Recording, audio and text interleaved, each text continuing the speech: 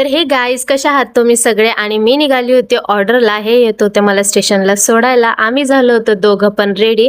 आणि कसं दिसतोय आम्ही दोघं नक्की कमेंट करून सांग. आणि आम्ही दोघंही घरातून बाहेर पडलो होतो. नवऱ्याची घरची गाडी असताना आपण स्टेशनला ऑटोने का जायचं, म्हणून मी यांनाच बोलले की तुम्हीच या मला स्टेशनला सोडा. मी डोंबिवली स्टेशनला पोहोचली होती आणि मी बसली होते आता ऑटोमध्ये.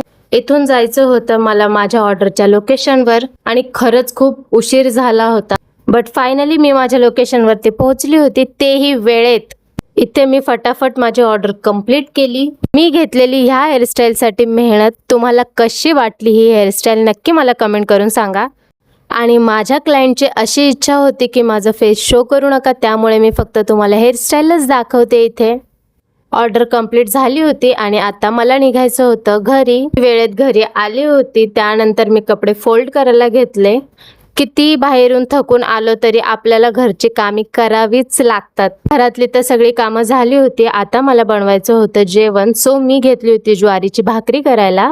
कोणाकोणाला ज्वारीची भाकर आवडते हे तुम्ही मला नक्की कमेंट करून सांगा. ज्या ज्या बायका ज्वारीची भाकर थापतात घरी, त्यांची भाकर अशी तव्यावर टाकल्यावर फुगते का हे पण मला कमेंट करून सांगा. आणि खूप लोकांना प्रश्न पडतो की मला जेवण बनवता येतं की नाही, की मी जेवण बनवते तरी का.